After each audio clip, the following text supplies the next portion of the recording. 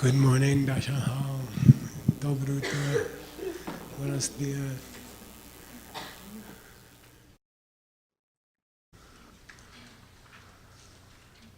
Let's do lion's dance.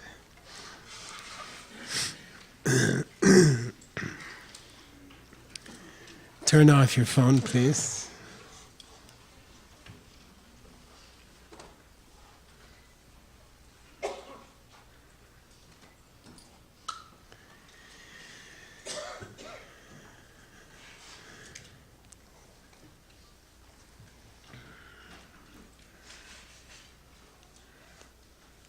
Russian?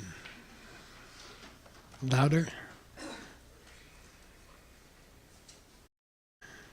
Okay. Today, let's go through the whole thing, all right? Which means we'll go up and we'll come back down, okay?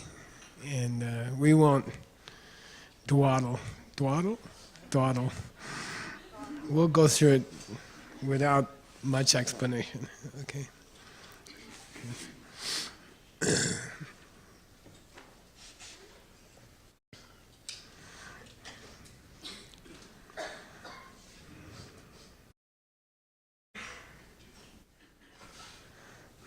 Clear your throat, blow your nose.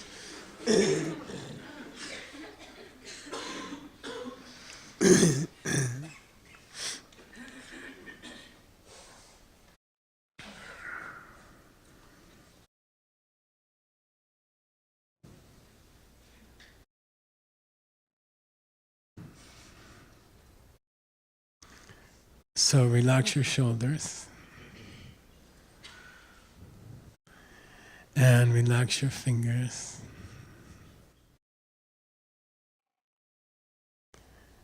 Try to keep your forehead relaxed. I like to find a center point with my spine, so go left and right and find a center and then go back and forward. And I think you'll find that when you hit a sweet spot, it feels like your spine is weightless. And for me, that's a little farther back than normal.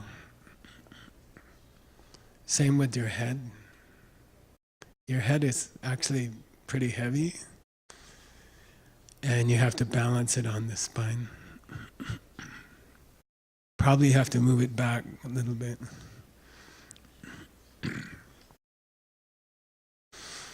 Relax your fingers. Pull in your stomach just a little bit. Every time you exhale, you can tighten your stomach a little bit. Not crazy, but just a little bit. It helps keep your lower spine straight.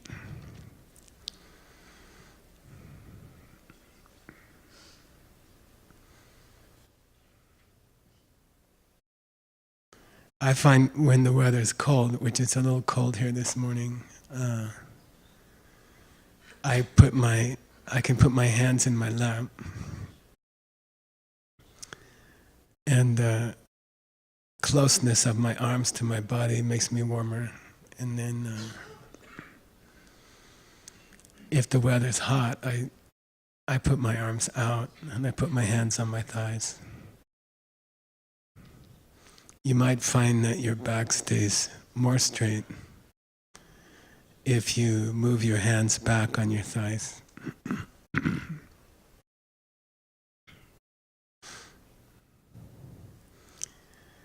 And then you can come to a noise in the room. We have a fan noise. And that's the desire realm.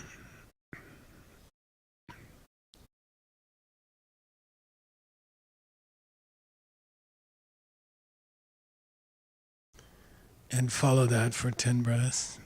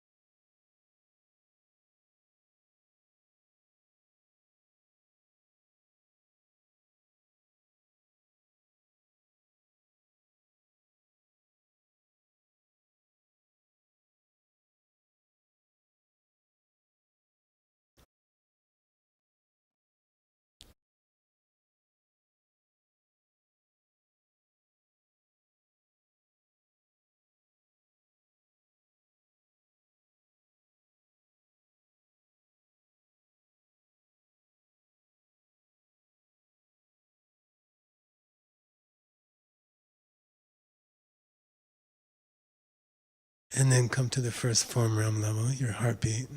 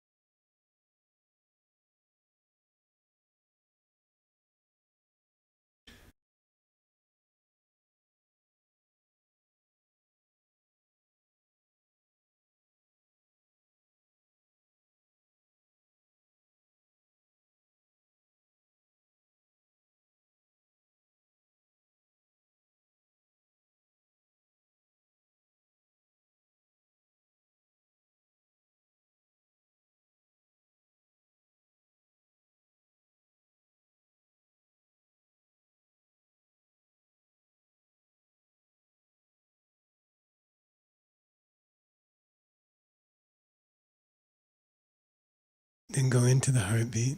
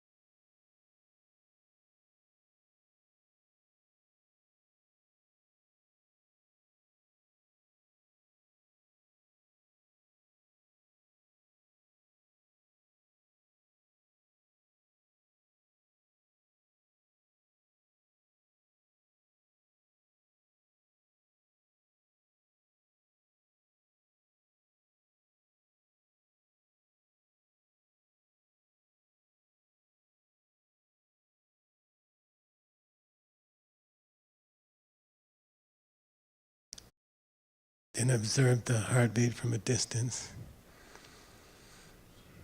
without any emotional involvement with it.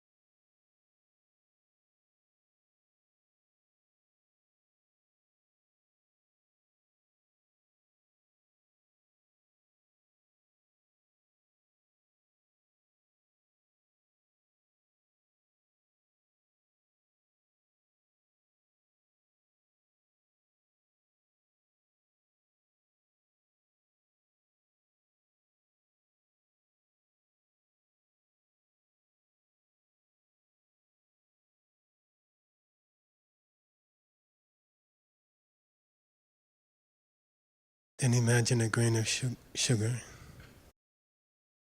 and put your mind inside. Drop the heart.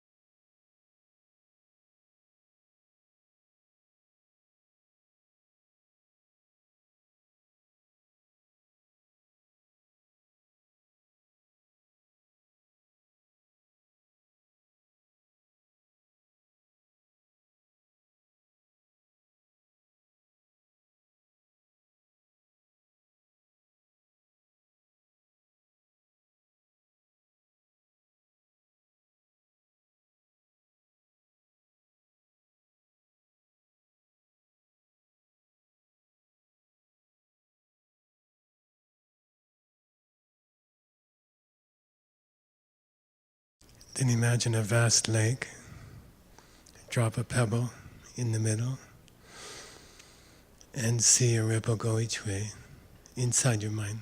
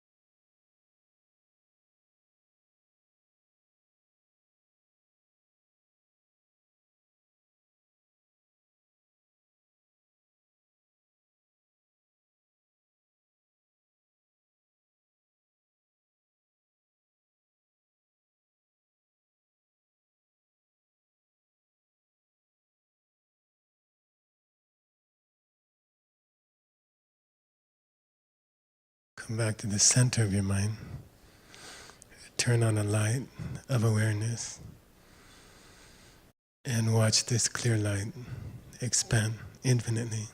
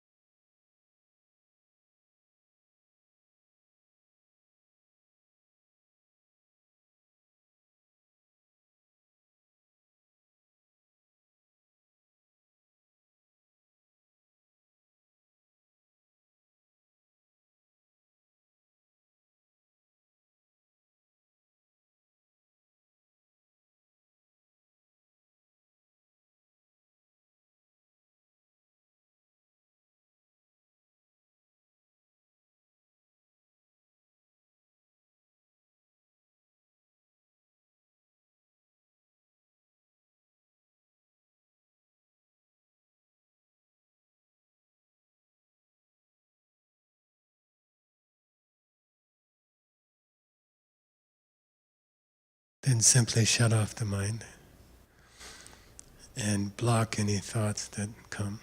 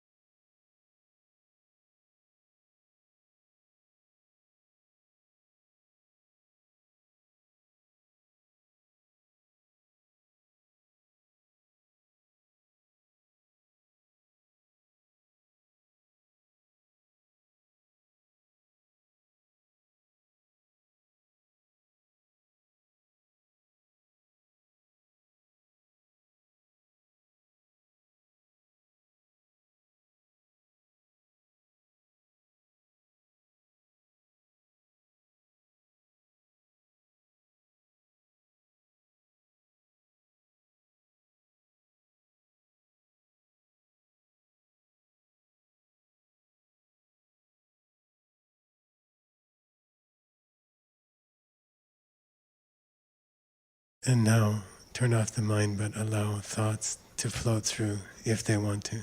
Don't resist.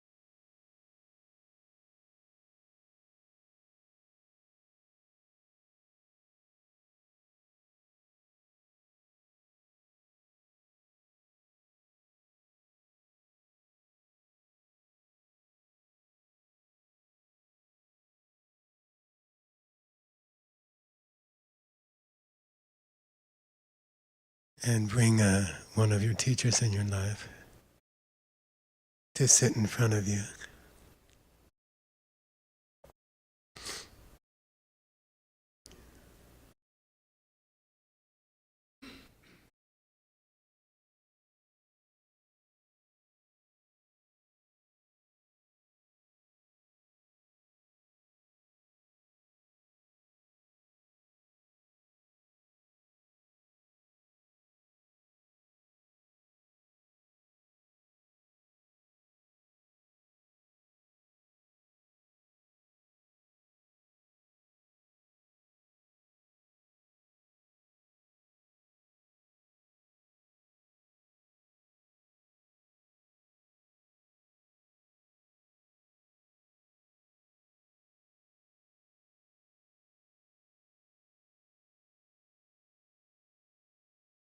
And then think of one of the things you love about them, one of the qualities you admire.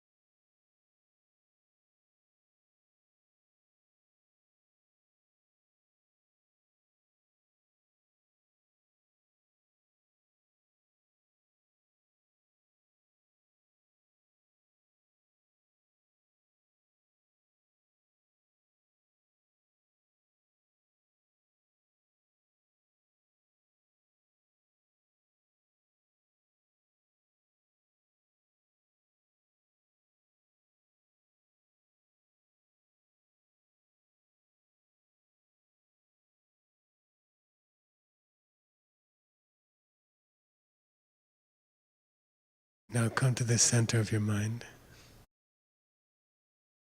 and see 6 or 7 silver seeds, eggs, shining.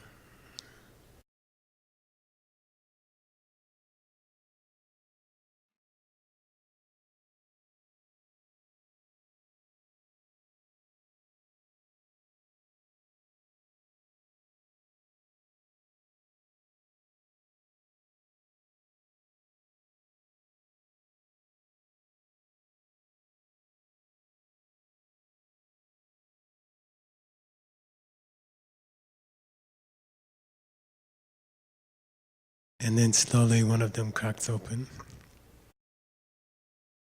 and out of it comes a image made of light of this quality you enjoy in your teacher,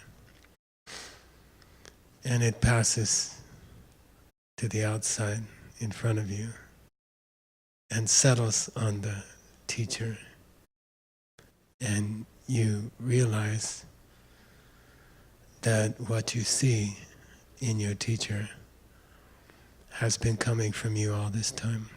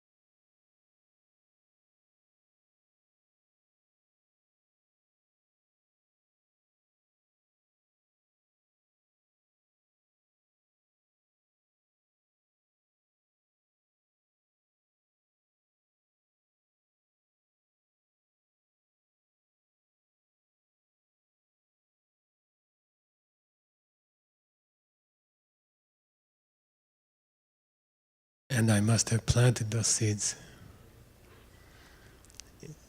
partly, at least partly in a past life. And go on an imaginary journey to recreate that past life and use all the fleeting images that come through your mind and any experience you've had in the last few days. You can use that material to make a movie of your past life. So be creative,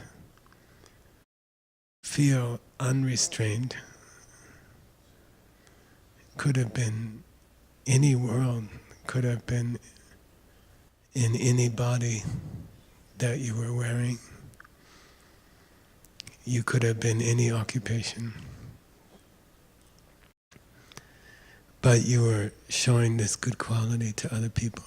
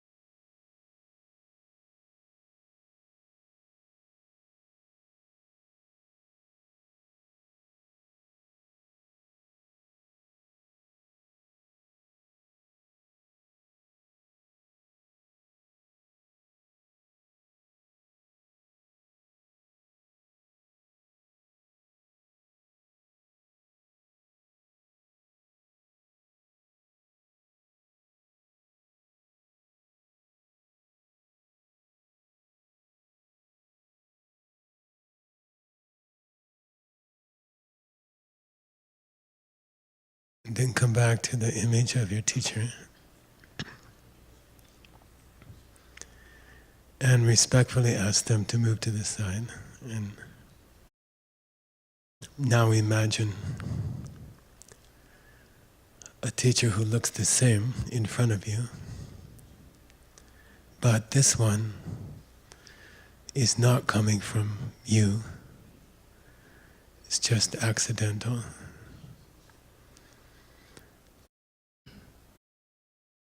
They have been created accidentally by accidental forces in the world, outer world, and you have met them by accident. And there's no shared destiny with them, just random. And try to get a sense of how wrong that feels.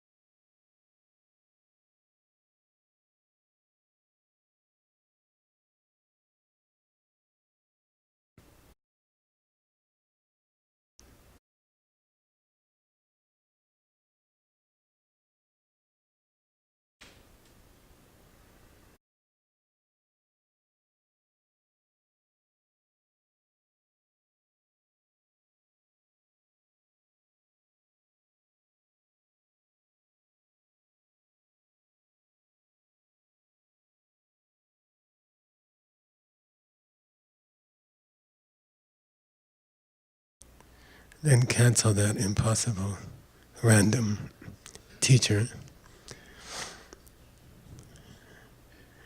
and try to get a sense of the space that's left behind in front of you when you cancel them, when you deny that they exist. Then there's a kind of space or availability, white movie screen in front of you, left behind by their absence. This is emptiness. Try to put your mind into that space. Try to hold it in the mind for as long as you can. Experiment with ways of relating to this space. It's not a physical space. It's the absence of a teacher who was impossible.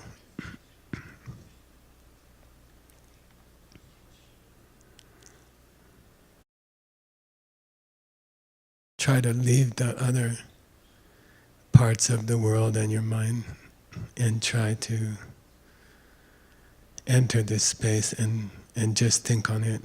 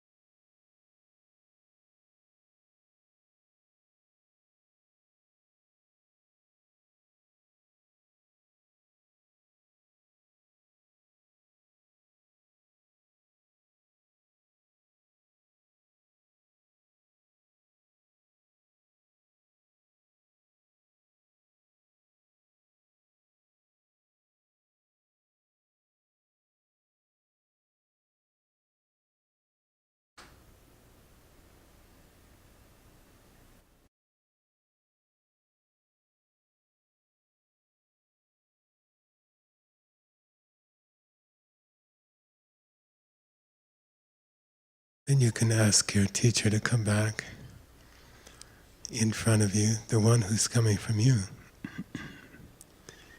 And I like to imagine that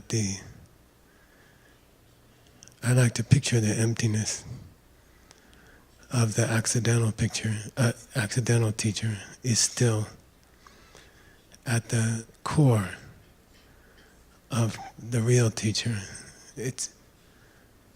It's the space in which they can exist.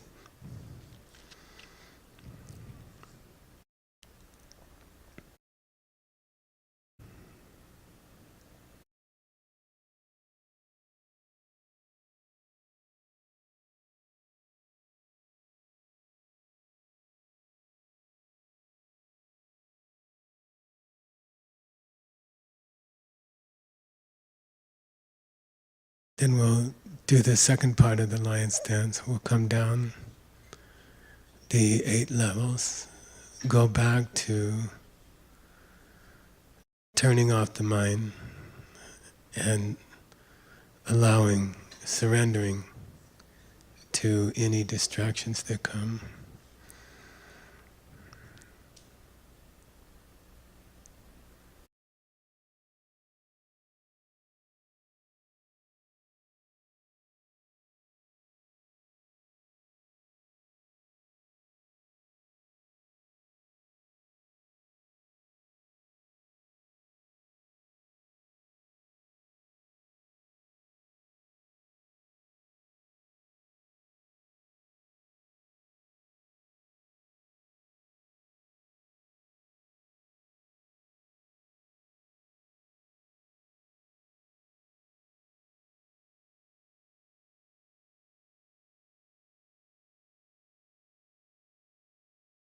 Then seventh level, come down to turning off the mind, but resisting random thoughts, feelings.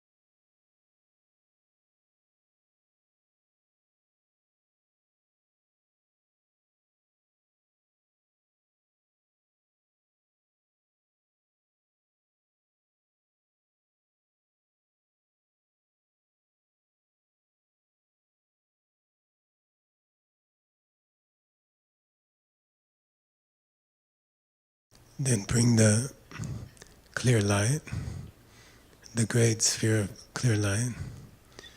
Start bringing it back from the edges of the universe, back towards you, towards the center of your mind.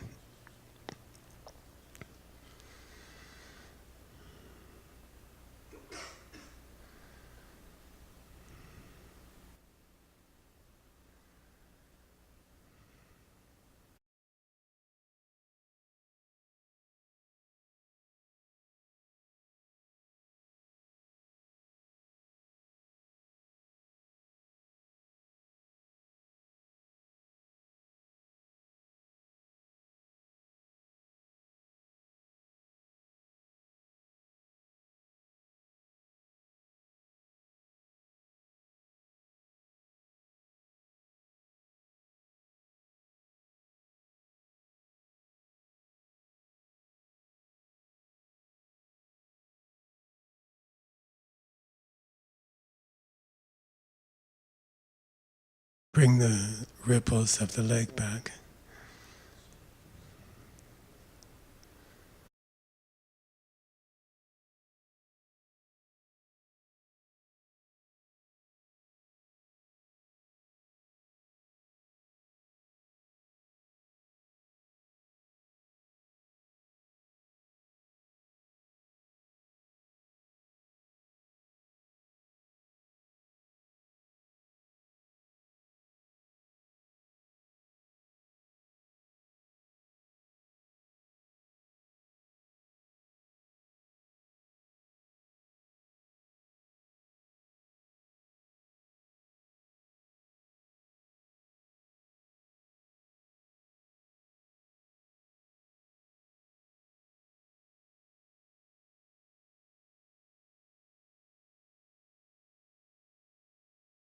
Go back into the grain of sugar.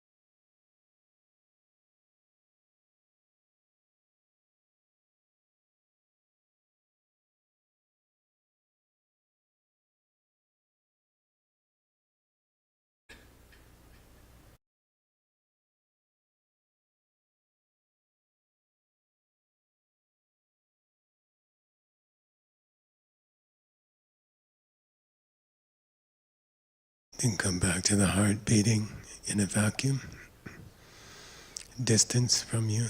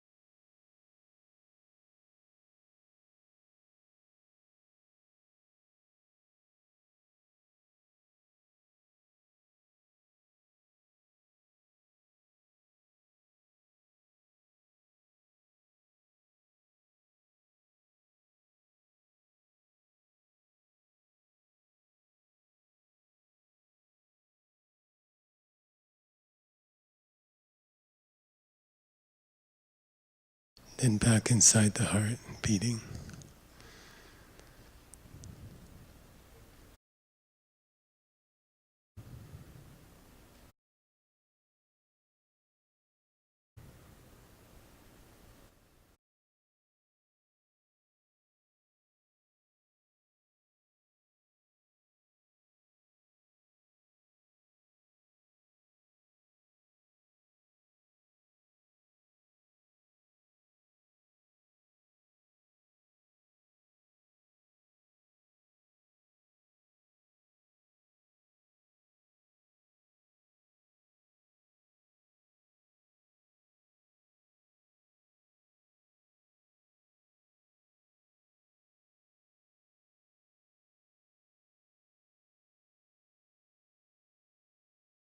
And then back into yourself, watching the heart beating in your chest.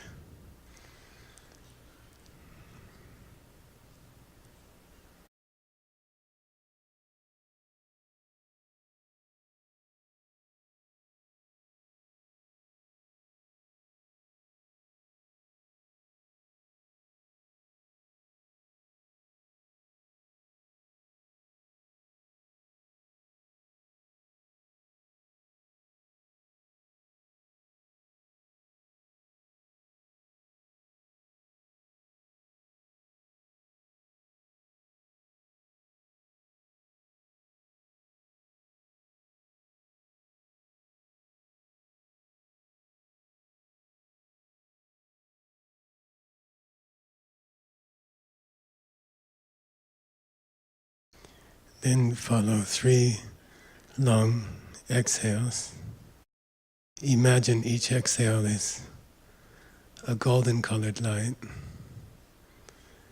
And with that light spreading out to this place, people in this place, people in this country, people in this world, and the breath, the golden light is touching them and sharing with them this beautiful knowledge that the world is coming from my seeds and I can make a perfect world. 3 long exhales.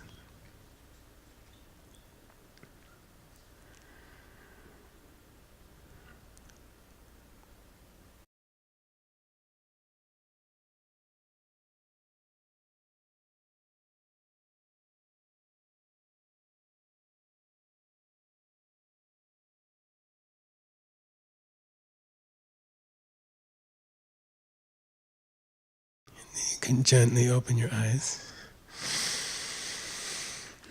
Take a stretch.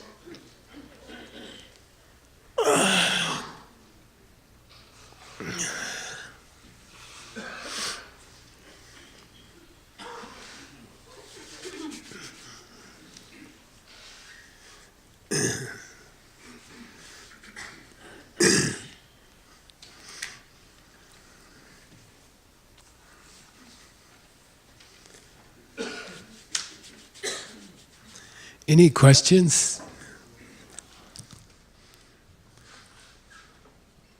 Any microphone? Okay.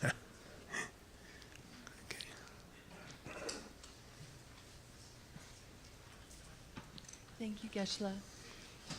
I'm having a hard time with level 7 and 8 Qigong.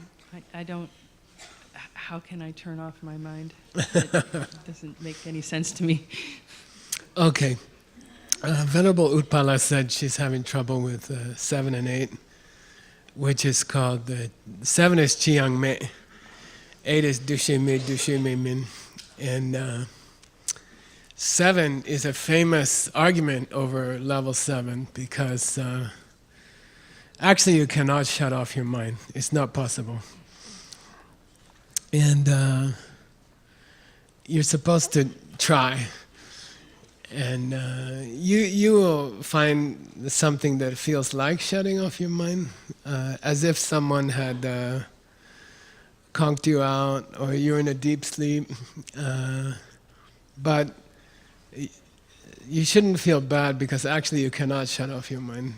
And there was a big argument about it for many centuries, and some Buddhist teachers were teaching it as a path to nirvana, and they were teaching it as seeing emptiness, which it's not related at all, right?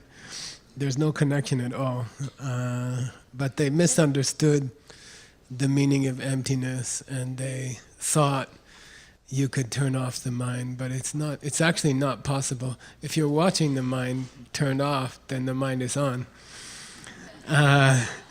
And the harder you try to turn it off, the more you think. So you can imagine that the mind is turned off. And the point is to get extremely quiet. And I think it's interesting. Probably your graduate students will write books about, then why do you go to level 8, and why do you let the mind think of some things and then try to pretend they're not there? And there must be some big meaning between 7 and 8 also. Like to go from blocking the thoughts, which takes more effort and it's more noisy, to allowing thoughts to float through your mind. Okay, so those two are very attractive. When I was in Europe recently teaching this in Romania, Romanians are very romantic. Probably romantic comes from Romanian, I don't know. But they were like, "Oh, Geshe, now you really taught us meditation, And I was like, "No, these are the worst two." These are the two famous mistakes that people make in history, and they think it's emptiness, and they think it's going to help them. The karma of stopping and getting off at the 7th floor or the 8th floor, the karma is very famous. The seed you plant by stopping at 7 or 8 is that you become forgetful. And you lose your keys, and you lose your cell phone, and you can't remember your social security number, and things like that. Okay, it's a strange karma, and you don't want that karma. You don't want to stop there. Okay, very famous karma and a very famous mistake. So don't be too attracted to it. And you can't do it actually, but try. Other question. Yeah, thank you for your teaching, Geshe. I have a big confusion because sometimes just shut down my mind. Sometimes open the light and I don't know. Every time in different level, I will feel that it's a little bit seems that I fall asleep. Yeah, but it's different because when the Tonglen or something, I will totally fall asleep. Then it will be several hours later that I will come back. But every time I do the lion dance, no matter here or I listening the record, I will how to say? I will hear that. Please get back to your mind. Or something like that. I can go back every time. So I'm not sure that whether I am really sleeping or I am into some level that I'm or otherwise I am following your instruction or something. Yeah. I'm in confusion. Okay, when I do number 7, I always think of Jetsun Kappa. There's a famous story that he was doing level 7 in the temple with like 500 other monks, and then he did shut off. I mean, he came close to shutting off his mind, and then they rang the bell, and everybody else left, and he stayed there because he couldn't hear anything, because his mind was shut off, and. Then that night, like 10 hours later, somebody found him in the temple. He's still sitting there with his mind shut off. And they're like, "Wake up, it's over," And sometimes I worry about that. Like I'm I'm very worried that I'll miss breakfast. Uh, so, yeah, there must be some part of your mind that is still listening, right, to the recording, because when I say come back, you come back. Um, yeah, I think there are many levels of the mind, and we are going quieter each time. And I don't think you're completely asleep. I don't think you're asleep. I think your just mind is going down to a quiet level, and that's fine. That's part of the exercise. One day I fell asleep completely and hit my head on the wall, and that's a different thing. That means you didn't have enough sleep the night before. So you're just kind of moving to a lower state of consciousness, quieter place, and that's fine. And if you do it really well, maybe we'll find you in your cabin next week, still sitting. So that's fine. Don't worry about it. It sounds good to me. It's okay. Yeah, you're not asleep. It's not sleep. There's a weird thing about 4 kinds of consciousness: waking consciousness, deep sleep, dream sleep, like that. Probably you're going down to dream sleep, something like that. Okay.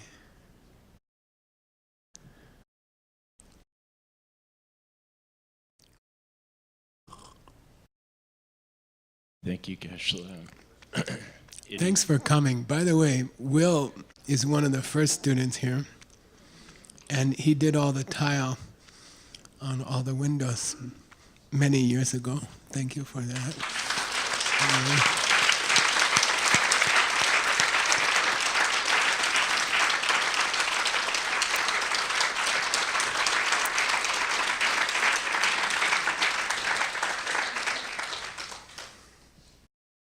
Thank you. So my question, level 9, we cancel out the boo-boo teacher. And for me, there's a boo-boo me there. And the eggs are boo-boos. And I want to see where, and so as I go down, where does all that come from? Where does that arise from? Yeah, good. So what Will is saying is that not only do I normally have a feeling that these things around me are not coming from me, but that also applies to me, my own awareness of myself. I don't have a full appreciation that my own thoughts are coming from seeds, and the person meditating is coming from seeds, and the meditation is coming from seeds, and you can go there if you want. That's okay. That's called the 3 spheres. And you can, if you have time, you can appreciate that the person meditating is also coming from seeds. And you can, I think it's very fruitful to picture that the meditation itself is coming from seeds. And obviously the object is, the Lama is coming from seeds. But there is a practice where you examine how all 3 are coming from seeds. And you can cancel all 3 who are not coming from seeds. And that's a beautiful meditation, and that's a good place to go. They say it's particularly useful when you're angry at somebody or you're upset at somebody, that you can, there's a school of thought, Sugdan Sungzin Kitsema Zeishin Gitoa, that says when you feel upset at somebody, you should reflect that you put yourself here. You put them here, obviously, but you put them in the room, but you also put yourself in the room. So, in 2 ways, the only person to blame is yourself. You created them, but you also put yourself in the same room with people that you don't like. Okay, so Yeah, that's called 3 spheres. That's fine. That's really nice to think about if you can. Yeah. And don't feel lost, okay? Don't feel like, oh, there's nothing there or there's nobody there. Actually, as we're going to learn today from the verse, the person you always felt was there was never there. That's scary. You see, that's scary that you spent all these years with Will Mead, who didn't exist, protecting him and caring for him. And so don't feel lost or, that the meditator is gone somehow. Actually, you just found the real meditator for the first time. So you should feel some kind of comforting. Okay. Is it dipping, does that arise out of a greater consciousness that...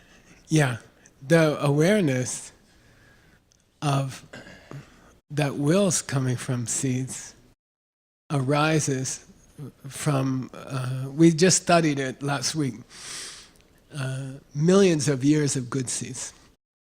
To realize what's going on, finally, comes from millions of years of good seeds. And the text we were reading last week was by whom? First Panchen Lama. Devil debates an angel. And he said, the only way you could have made enough karma to hear this teaching this week was that you served the teacher. And you helped the teacher spread the teaching. So that's why during the meditation, we focus on a teacher instead of a pizza or watermelon. Okay, because it's automatic good karma to think about your teacher. And according to the Panchen Lama, first Panchen Lama, that's the only way to get enough karma to hear someone teach the Diamond Cutter Sutra. Okay, cool. One more question.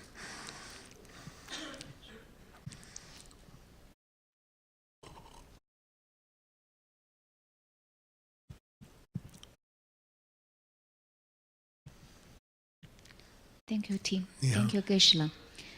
My question is, when you teach DCI level 7, you teach us 4 space. And now in this retreat, you teach us lion's dance. And these 2 meditation also help us, support us to see emptiness directly. So what's the connection between these 2? Yeah. And if we just have 1 hour, so what's supposed us to do, which meditation we should do? Or if we have 2 hours, what will do the first and what will be the next? Okay, Yeah, good. thank you. The 4th kind of space in the 4 spaces meditation is real emptiness. After playing with 3 kinds of things that you might mistake for emptiness, and the emptiness of the Lama who's not coming from you, the Bubu Lama, is the 4th kind of space. So that's where the 2 meditations connect.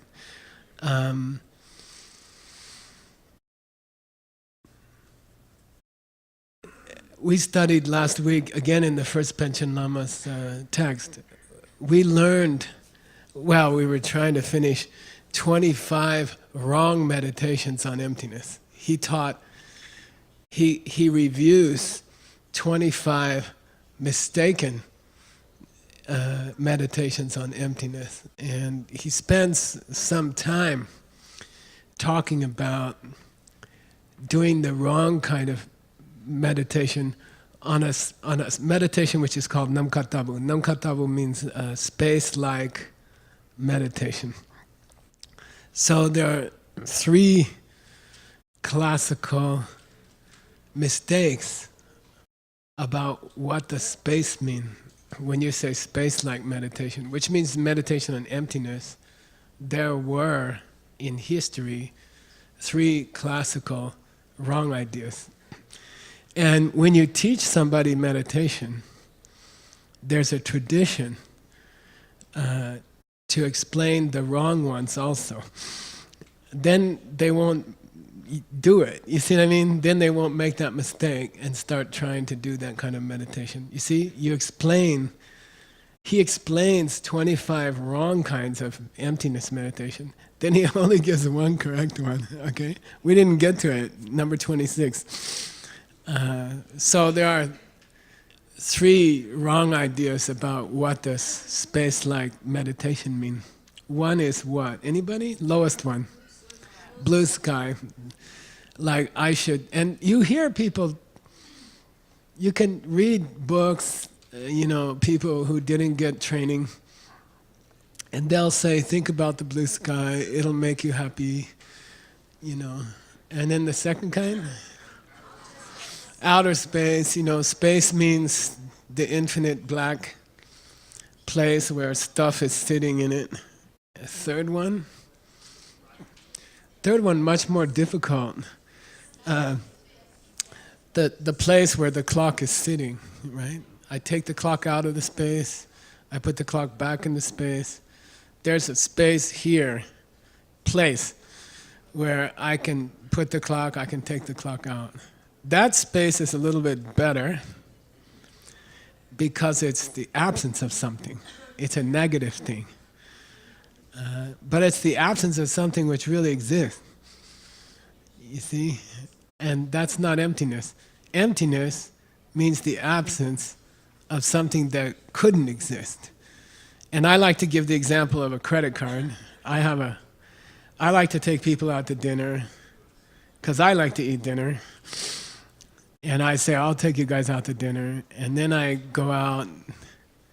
This is a DCI emptiness teaching. Then I'll change my clothes. I'll put on my black pants because they look nicer. And I'll leave my credit card in my blue pants. Then when I get to the restaurant, we eat, and then I say, don't worry, Nick, I'll pay for dinner. And then I reach in my pocket, and I'm like, and then I realize I left my credit card in my other pants, okay? But that's not the end of the story. What's the end of the story? It was a Discover card. This is a special kind of lousy credit card in America for people who can't get a credit card. And just when you touch it, you pay interest like 1,000%. And it doesn't work. It's a stupid credit card. It's a credit card that's not a credit card. Understand? When you forget that kind of credit card, that's emptiness. See? Because it doesn't work anyway. Even if I brought it, it doesn't work. Okay? That's emptiness. Okay? Third kind of space is the absence of a Union card or a MasterCard that works. Okay? That's not emptiness. Emptiness means the thing you thought was there doesn't work anyway. It's not real. It's not a real credit card. Okay? It doesn't matter if it was there or not. Okay? So that's the fourth kind of space. So my suggestion is the fourth space of meditation is shorter. And when you're teaching people, I think it's good to start with that. This kind of lion's dance, minimum, it took us an hour. It took 50 minutes. And I think it's for when people are stronger in their meditation. We didn't do 3 parts of it yet. There's 3 more parts. They're called Tugelketingenzen. And we're going to do that slowly every time we meet together. We'll make the meditation more detailed. There's 3 more parts that we have to do. Okay? That's my suggestion. First meditation you should teach people is what? Well, breath doesn't, Tonglen, okay? Giving and taking, okay? That's the first one. That should always be the first one, because that really helps people. Is that meditation in direct contradiction to the misperception of the world? You got to think about it.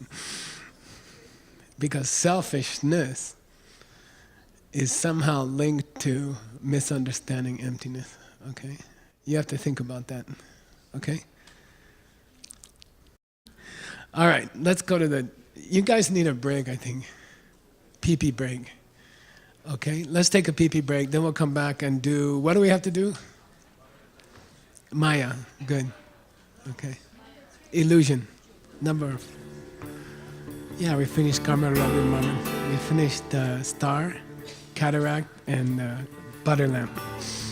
Now we go to Illusion. Okay, take a break. Okay, have a green drink. Tomorrow, those two guys, girls, will be standing at the door, and you have to give them the verse to get in the class. I'm not kidding. Okay? Got it? So your ticket tomorrow to the class is this Sanskrit verse. Okay? You don't have to sing it because some people singing is pretty bad. Okay? Okay, you guys on? Okay, you have to come a little bit early tomorrow. So you cannot get in the class unless you can say this. Okay? Then I'll teach you a principle in the monastery. When you don't know the verse, you go, Charakati.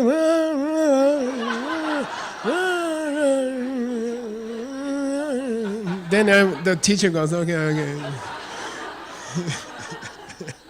It's called Wawa. It has a name. It's called Wawa. You think all those monks are all singing the same thing? No.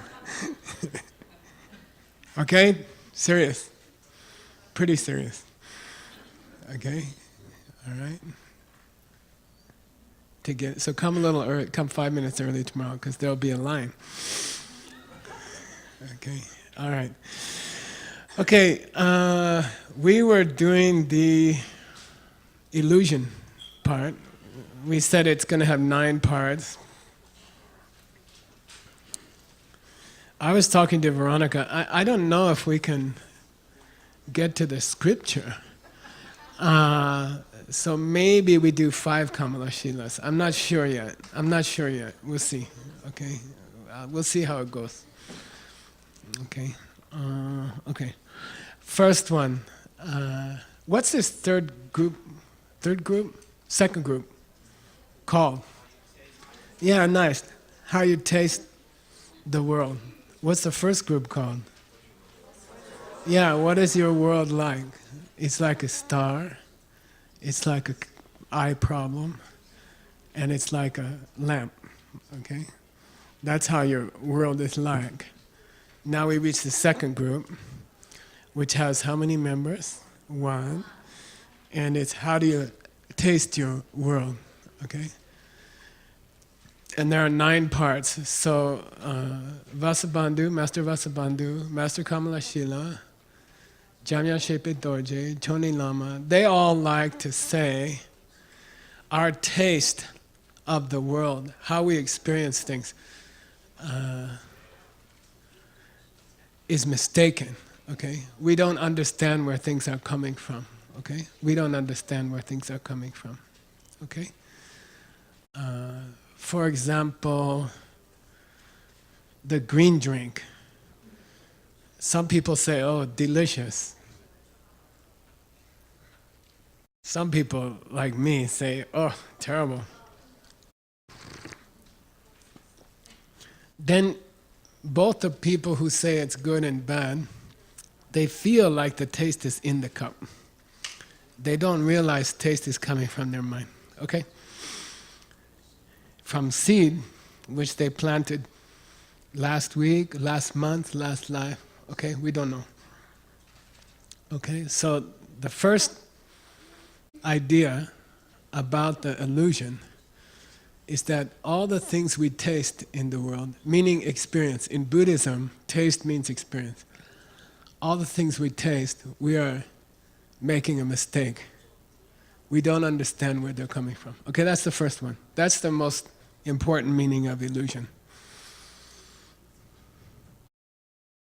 If you want to improve the taste of the green drink at Diamond Mountain, don't talk to the cook. Okay? Talk nicer to other people. Talk more sweetly to other people. And then your green drink will taste good after a while. Okay? Because it's coming from you. All right, second one. Tendar Saramba said, this is especially applies to pleasure and pain. Okay? We think it's coming from the object, but it's not. That's an illusion. It's always coming from us. Good feelings, things that make us happy, and things that make us unhappy, both are coming from us, okay? And we don't understand that, okay? So what's the difference between the first one and the second one? In the second one, we are more talking about pleasure and pain. Where does pleasure come from? Where does pain come from? Okay, in the first one, we're just saying all the stuff you experience is really coming from you. But it doesn't look like that. Okay. Third one. He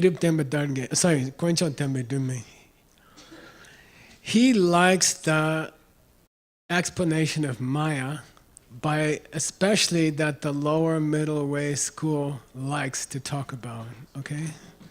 So the lower middle way school likes to talk about magic trick. And if you've ever been to India, in the village, if you ever lived in a village in India, there are these traveling magicians, and they come into town, and everybody gets really happy. They all, because they don't have TVs, and at least they didn't used to have TV. And I've seen them. They're amazing. They're great magicians. And they come and they do some magic for about an hour. And everybody comes out of their house and they all stand in the street and they watch the magician, okay? And they will take a small piece of stick, like smaller than that, about that big, and they will throw it on the ground, okay? Then they have a mantra. This is the old meaning of the word mantra. And they have a special kind of powder, and they go, and they blow the powder on the people, and they say mantra. And then it's weird, something happens to your eyes, you know, and you can see a horse from this thing, you know. And sometimes they will make a beautiful pony, and all the kids are like, oh, pony, you know. And sometimes they will make a wild horse, and everybody's like, ah, you know. So this is a famous example in the lower middle way school, okay? And they talk about who sees the horse and who doesn't see the horse, okay? And who believes in the horse, okay? And then they talk about someone who they came out of their house late, and they didn't get the mantra and they didn't get the powder, okay? So there's three possibilities. The people who came out of their house first, who heard the mantra and they got the powder in their eyes, do they see a horse? Do they believe the horse? Yeah, okay? That's first example. Okay. Does the magician see a horse? Yeah, he got the powder, he got the mantra, he sees a horse. But does he believe the horse? No. Okay. And the third possibility? The person who came later, they're like, why is everybody laughing? Or why is everybody running? I don't see anything. They don't see horse, and of course they don't believe in it, okay? So, how do these compare to illusion, okay? How do these compare to illusion? Most people in the world are like the people who got the powder and they got the mantra, okay? They think the green drink taste is coming from the green drink, okay? They see the taste and they believe it's in the green drink, okay? Then how about the magician? How about the person who comes later? Who are they like? They are like an Arya. Somebody told me I shouldn't say I'll kiss you, so I'll give you a star. Okay, that's great. The Arya, they don't see the illusion, and they don't believe in it. They see what's real. Okay, they see there's no taste. She wants to know why I changed. Siri's asking me, what do you need?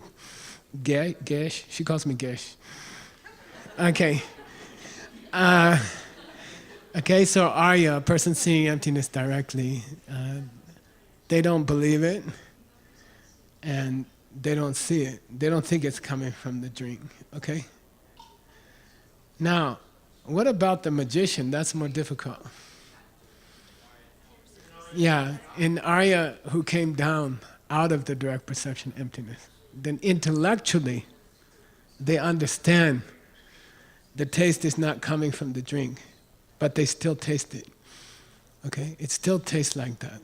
They still feel like that, but they know they're wrong. They know that's an illusion, okay?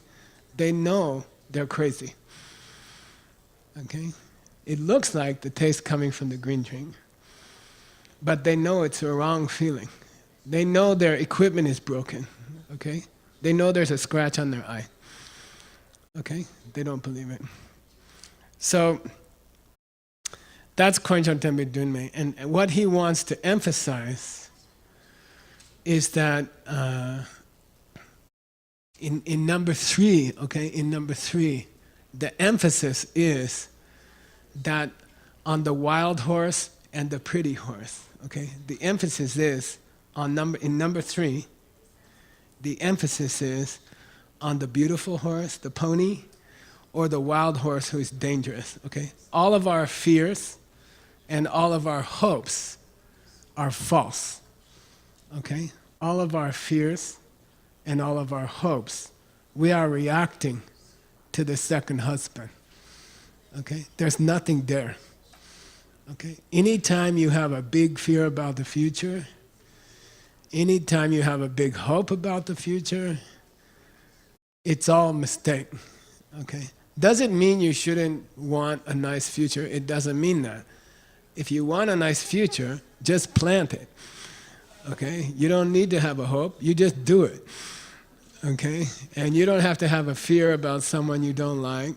Just fix them, okay? So a person who understands the illusion can have a sane life, happy life, no more crazy emotions, okay? They know where things are coming from, okay?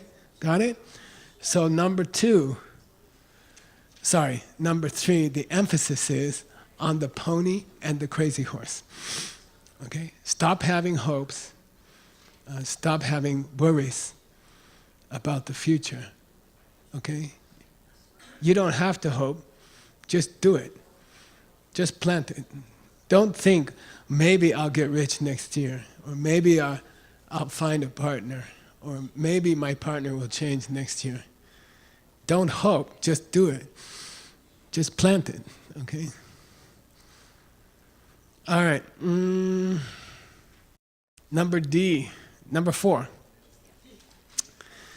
That's from Geshe Michael. That one's free, okay? It means, I just wanted to remind you of the meaning of illusion in Buddhism, okay? We don't believe everything's like illusion, so you should do what you want.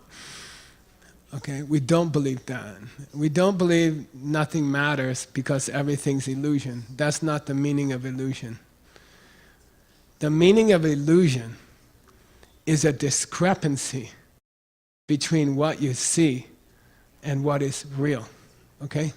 That's the only meaning of illusion.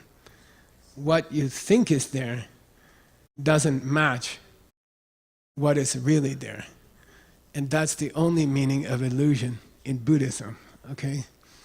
It looks like the lousy taste of the green drink is coming from the cooks in the kitchen, but actually it's coming from me, okay? So that's the meaning of illusion. So what should be your reaction to that meaning of illusion?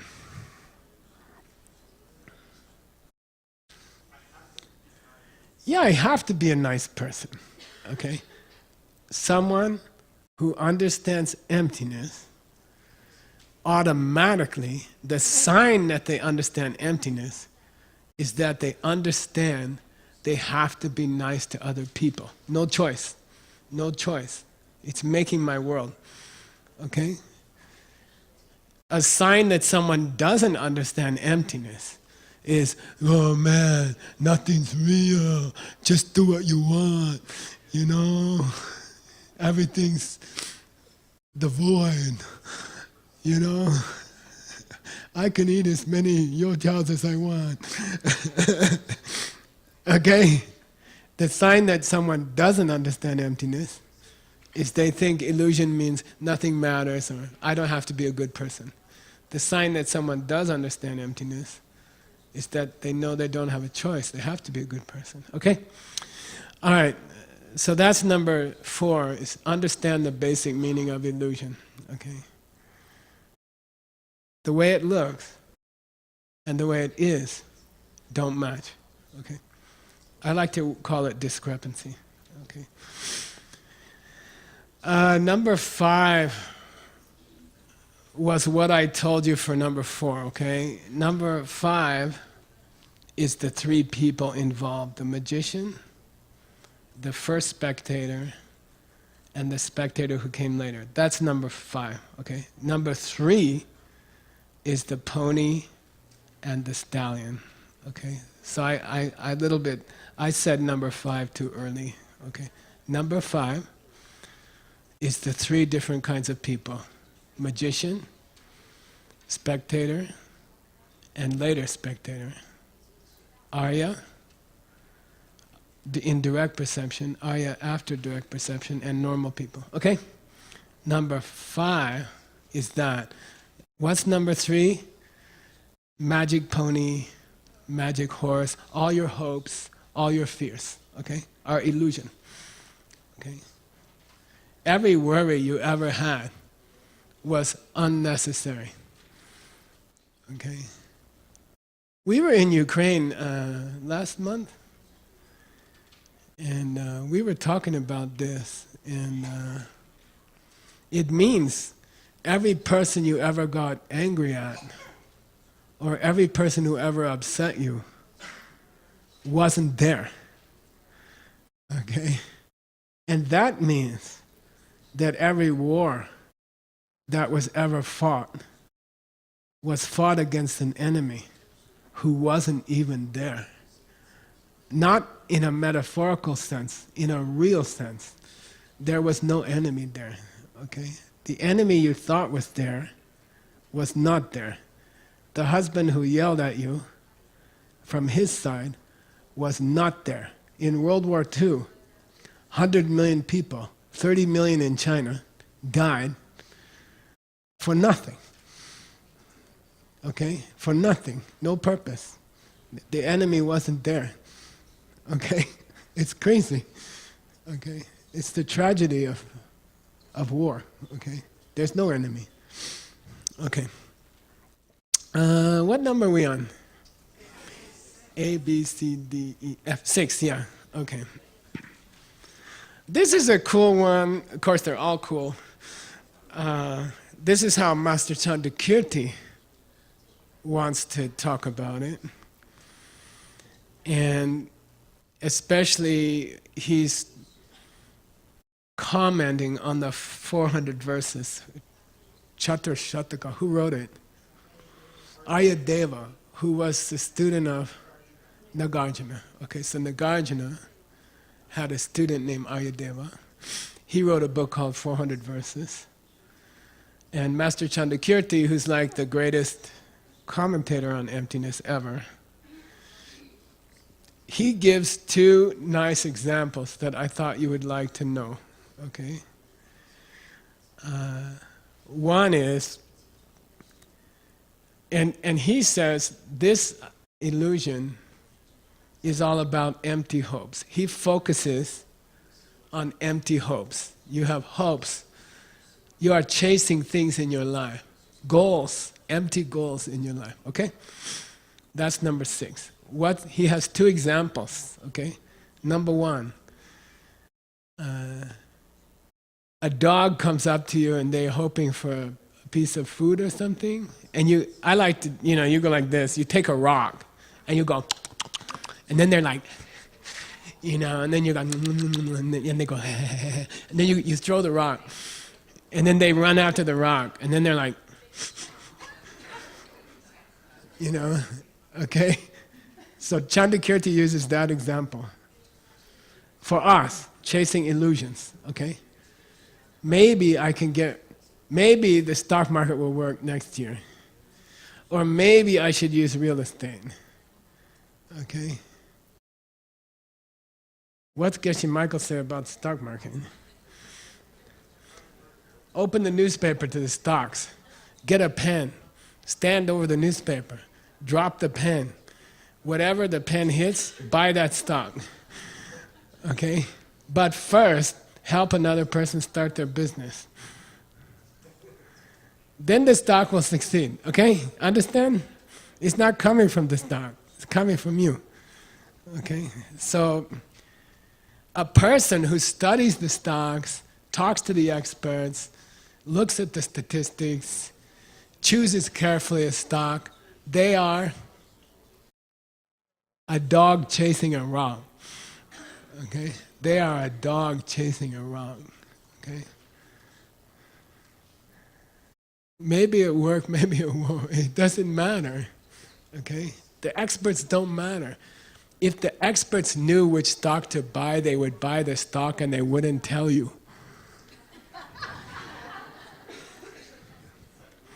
Understand? Okay? If they knew, they would just quietly buy the stock and make more money, okay? They don't know. Nobody knows where the stock going tomorrow. Nobody in this planet knows, okay?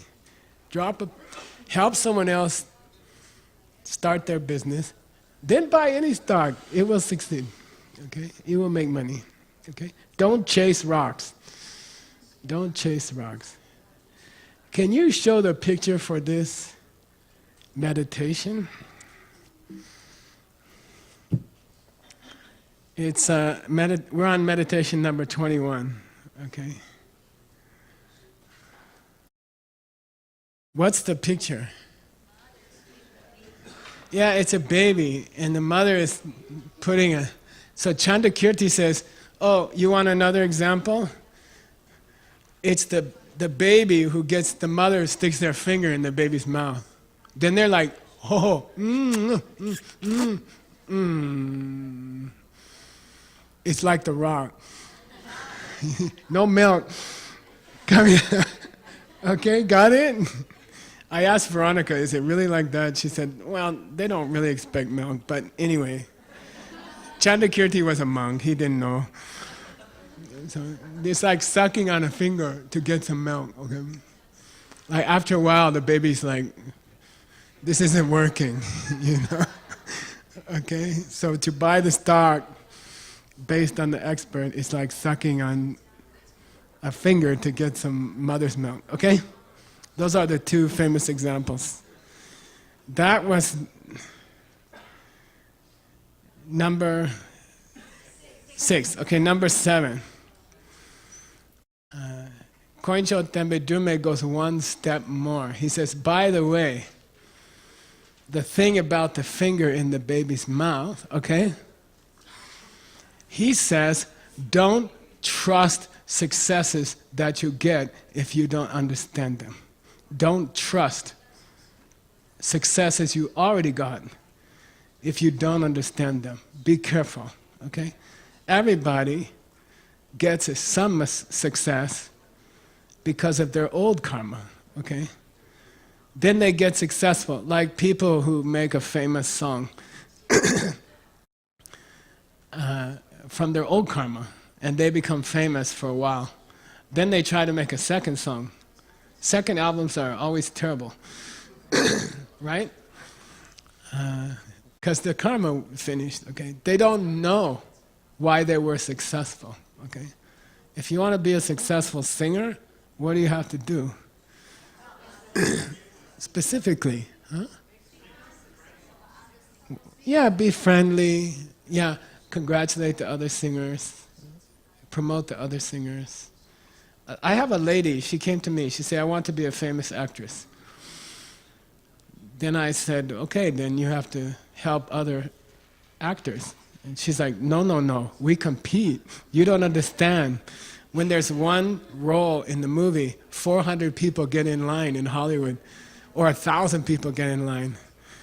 And we have to compete with each other. I said, well, just try it, okay? Just try it. She got an Academy Award nomination, okay? She came here, she studied here. Remember her? So, she helped other people. She made a little school to help young actors, okay? All right. So, number 7 is stop misunderstanding where your successes come from, okay? Your past successes, okay? Everything good in your life so far came from your seeds. You helped somebody else. Don't misunderstand your successes, which also applies to your appearance, your body, your education, your country. They all came from Joe. Who's Joe? Your past life. I like to call him Joe, okay? It's not you, okay? Who gave Geshe Michael blue eyes? Joe. I didn't do anything. I was born like that. You see what I mean? Okay? It's past life, okay? So understand where things come from. Then you won't be disappointed. You won't be the dog with the rock, okay? You can make your future successes, okay?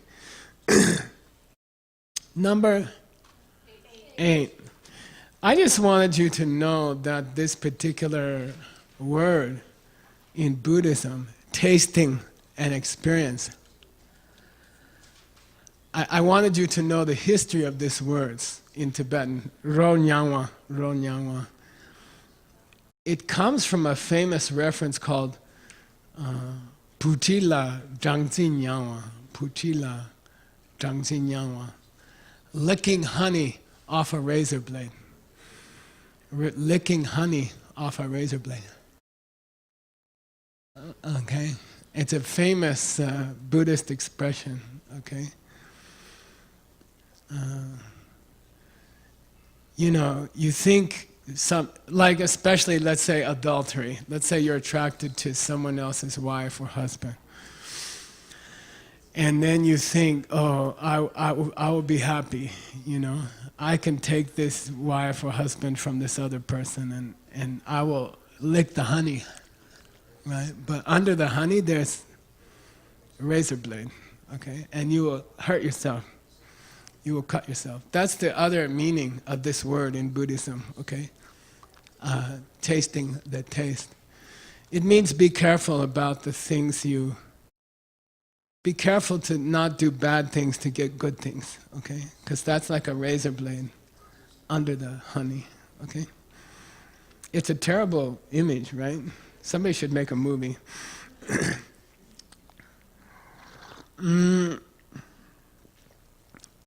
Number 9.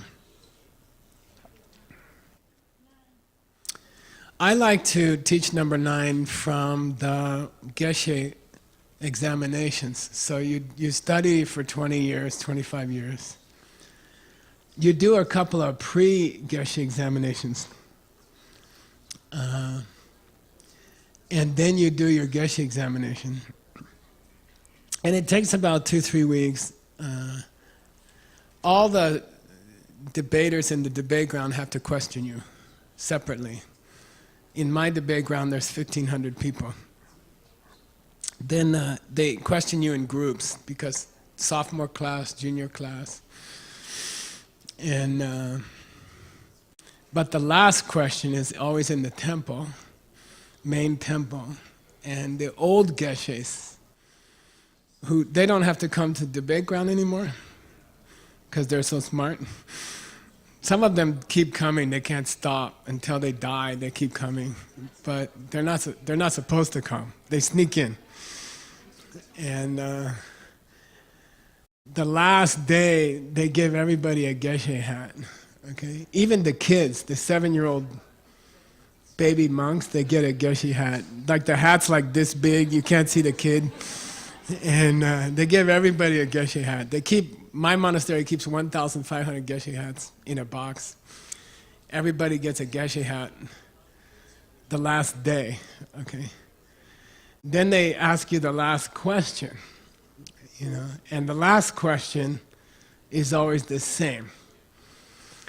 And they say, does the pain in this world, war, hunger, death, disease, will it ever have an end? Is it possible it will ever have an end? And then the answer is always the same. And the answer is yes. You go, yes. Like you never heard the question before. Yes. And then they say, why? Then you say, because truth is stronger than illusion. Truth is stronger than illusion. Illusion will always fail. In time, illusion will always fail. The second husband will always be unmasked. You will understand the second husband. Sooner or later, after many lives of suffering, okay, you will understand he was never there. Because truth of emptiness is stronger than lie, illusion. Okay? So, and then everybody takes off their Geshe hat and they throw it like a frisbee. And there's 1,500 Geshe hats going like this in the sky. It's the most beautiful thing. All these Geshe hats. And then you're a Geshe. Then everyone has to try to find their hat. And it takes like an hour. So that's mine. No, that's mine. Okay? So, last thing about the illusion is that it will always collapse. It will always collapse, okay? Sooner or later, everyone will become enlightened, okay? Because illusion doesn't stand. It can't stand, okay? Against emptiness, the illusion will fail. Sooner or later, it will fail, okay? And everybody will be happy. All right, we have we have quite some time. You need air conditioner? Raise your hand. It's not hot enough yet. Okay. All right. Can we put the verse back up? What's the next one? Avashaya. Okay, say Avashaya. Avashaya. Ava, it means down. Okay? The Sanskrit prefix, ava, means down. Downwards, okay? Shaya comes from a root called shi, which means to coagulate. Something wet becomes, like if you blow your nose in here, for 20 minutes it's goopy, then later it gets hard. That's called shi. Okay, the root shi. Okay, booger getting hard? Something like that.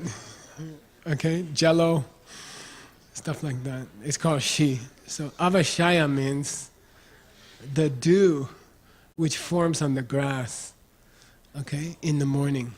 Okay, on the tip of the grass, the little water, one drop of water, is avashaya. It came down and formed on the grass. Okay, it's called avashaya. I was talking to Veronica. The one word in English that comes from she is scholar, because they sit on their butt all day and they coagulate. School comes from that.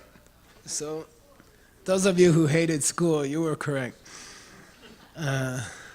It means to sit for a long time.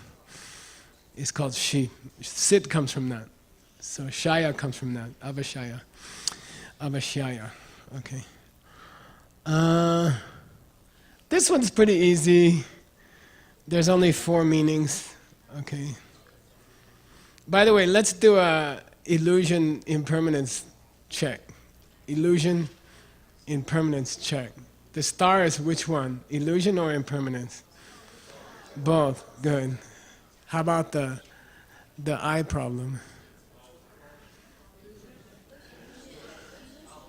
Both, because the last quality was, it's lo burwa, it's removable, it's impermanent, okay? Kamarabi Mabe, the lamp.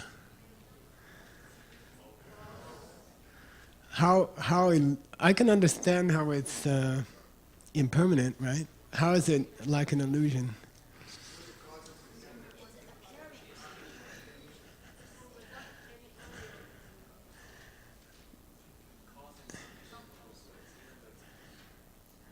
Yeah, that's pretty good. Even though it still functions, even though it's empty. I'll go for that one. Okay. Karma Rabni Mamna. Gyuma, illusion? Huh? Is that illusion or impermanent? Both. Okay, both. How is it impermanent? Last Geshe question. Last Geshe question. Okay, got it? So far, the Buddha is mixing impermanence and illusion. He's trying to show they are connected. We're going to talk about it more later, okay? Okay, so Master Vasubandhu, Kamalashila, Jamya Shepa, Chone Lama, they say everything in your life is like the dew on the grass, okay? When the sun comes out, it never lasts, okay? The dew on the grass never lasts. So the first meaning for Master Kamalashila, for Vasubandhu, it's just simple impermanence, okay? Dew cannot last, especially at Diamond Mountain. Okay? It will not last, okay? Tendar Saramba, who seems to be a little bit pessimistic, he says, especially the good things in your life. Okay, so that's number 2. For him, the dew especially represents the good things in your life. Okay, it's hard enough. Life is hard. Good things don't happen very often. And when they happen, they disappear quickly. Okay. All right. Normally, if you understand the pen, you can reinvest and you can keep it going. For how long? Indefinitely. That's a Buddha paradise. Okay. If you understand that the good things in your life are coming from your seeds, you can just keep planting the seeds. Okay? And that would be a Buddha paradise. Okay? No end. All right. Number 3, Tendar Saramba says, by the way, the dew doesn't just represent impermanence. It represents that those good things in our life are unstable. They can flip in a few minutes. Okay? They're not just impermanent. They can become suffering in 5 minutes, okay? A beautiful relationship can turn to a lifelong hatred in a few days, okay? What do you call it? It's unstable, okay? Things that come from seeds are unstable. Now, this part, I'm going to spend some time on the 4th one, okay?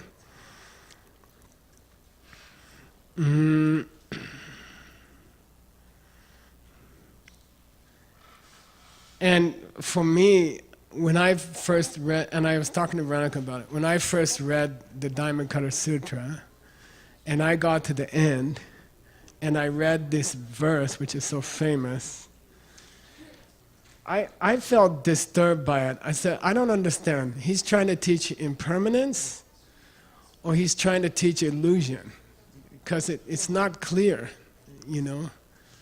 Like candle looks like, to me, impermanent. Illusion or dream, those are, he must be talking about emptiness, right? So I used to be very confused by this verse. Some things are obviously impermanence, like the dew on the grass. And then some things are obviously emptiness, like illusion or dream, okay? Then it disturbed me that he's... And I asked many lamas and I didn't get a good answer. You know, I was a little bit like, nobody gave me a good answer, which made me think nobody worried about it before. And then Master Dharmakirti gives a good answer, okay? Dharmakirti, okay? Logician, famous Buddhist logician. Adam's translating his stuff for the next 10 years. You will know he's finished with his book when he gets a bald spot. Okay. All right. And Master Dharmakirti, in his most famous book, which is called Pramanavartika, which means an explanation of correct perception. An explanation of correct perception. Most famous Buddhist book on logic. Source of all Buddhist logic. Pramanavartika, okay?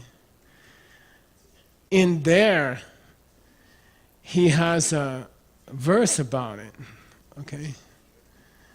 And because it's confusing. By the way, in the sutra, in the other sutra where the Buddha teaches this verse, okay? Which is called the Kaushika Sutra.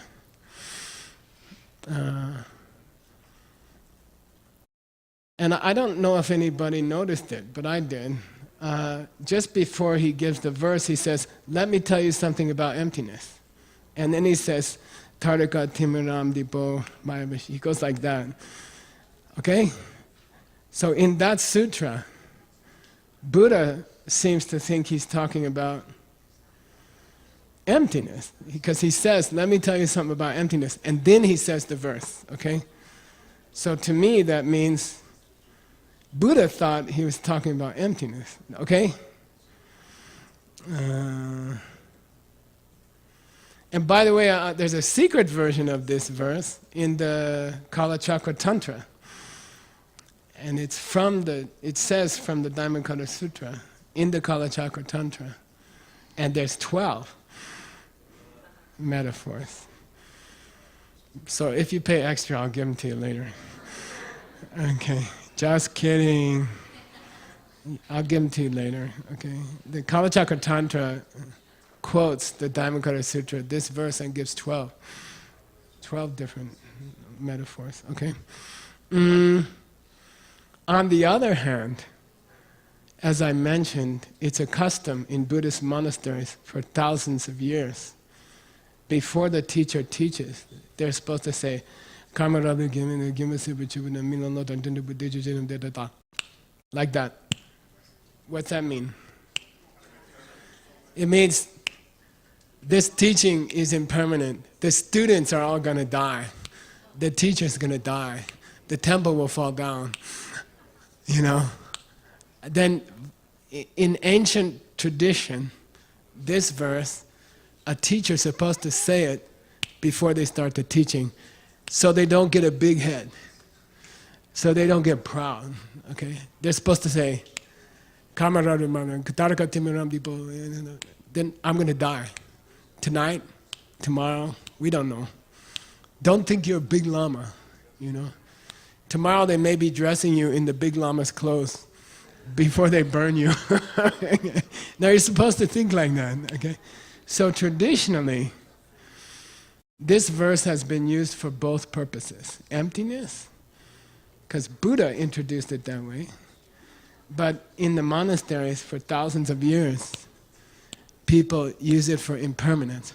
So my question, is there a connection And Dharmakirti said, yes. Okay, I found it. Took me a long time. Okay, some Lama, one of the tutors of the 8th Dalai Lama, he found it. Okay, here we go.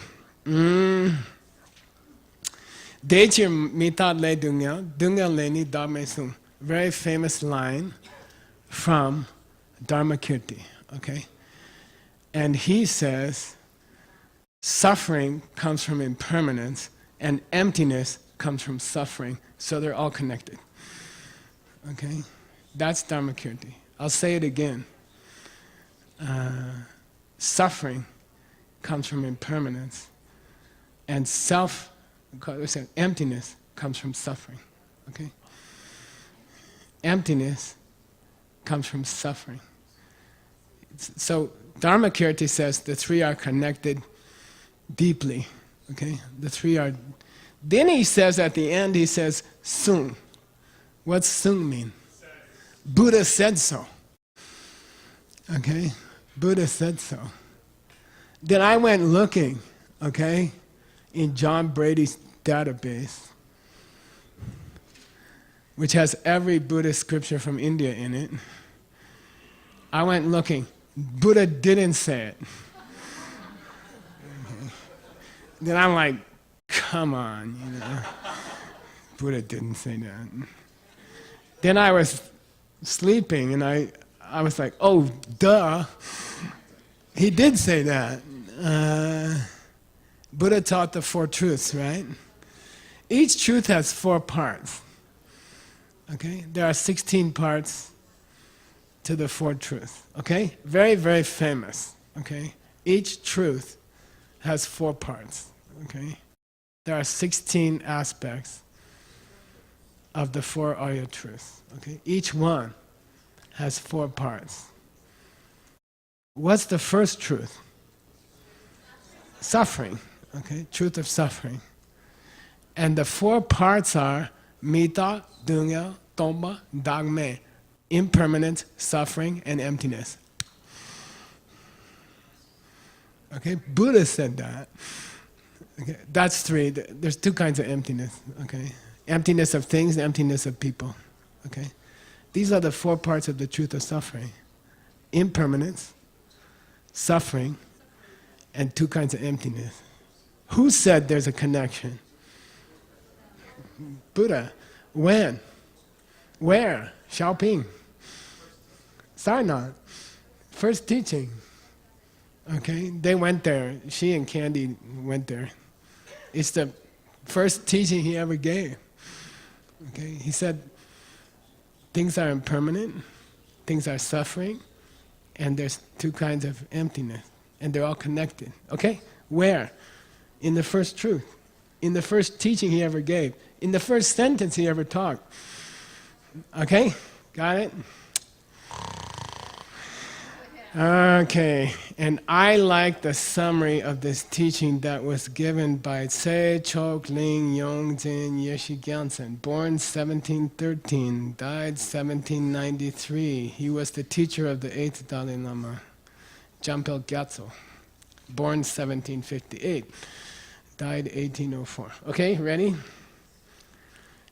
Anybody know, you guys know, what's he famous for? Yongzin Yeshe Gyaltsen. Yeah, I'm not supposed to say that.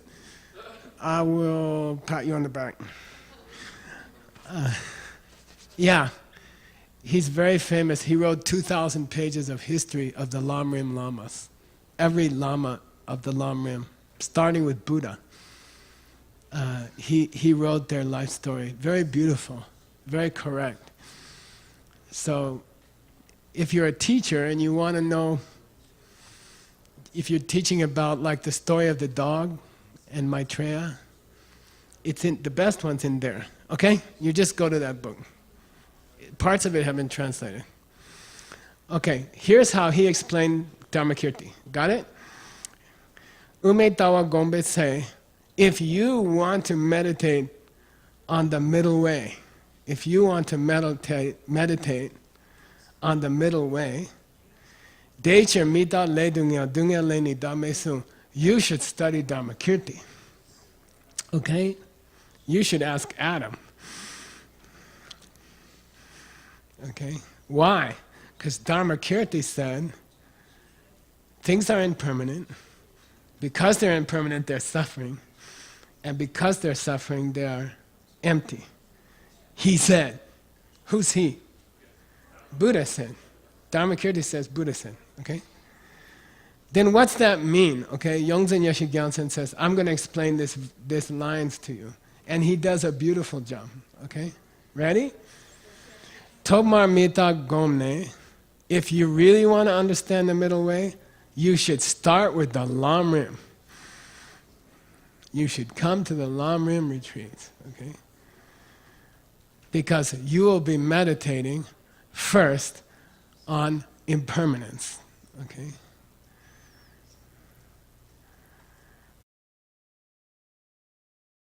Then you will be able to stop the baby gakcha, the most baby gakcha there is. What's the most baby? What's gakcha mean? The thing that emptiness is empty of. Okay? The bubu lama, not the husband who's not coming from you. Okay? The discover credit card. Okay? Then the lowest kind of emptiness is to understand that nothing lasts. Okay? Relationships, positions, bodies, countries, they don't last. The lowest kind of ignorance is to believe things are going to last for a while. Okay? Everyone whose country was ever attacked, they always thought it was going to be the next day. You know, they weren't quite ready. Okay? Los Angeles could be wiped out next month. Okay? The North Koreans are close. That will be the end of the United States. That will be the beginning of the end of the United States. And every country that ever fell down, which is all the countries, they always thought they're going to last a little longer. You know, nobody thought Los Angeles will disappear next month, but it's possible. Okay, it can happen. It's close. And everybody who lost their country always thought their country was going to last a little bit longer. Okay, that's the lowest kind of ignorance. Oh, this will last a little. I'm not going to die today, Geshe-la. We still have some classes. Okay? I have to clean out my retreat camp. I have to pack. I already paid for the plane ticket home. I'm not going to die today. Okay? Everybody thinks that. The absence of that is the lowest kind of emptiness. Okay? There is no lasting thing. If America can finish next month, your body can finish in a day. That's not a big thing. Okay, got it? So he says, if you meditate on impermanence, okay, then you can stop the lowest kind of ignorance, which is to think that things are still going to last for a while. Okay. Daegyu Jangne, after you get used to that lowest kind of emptiness,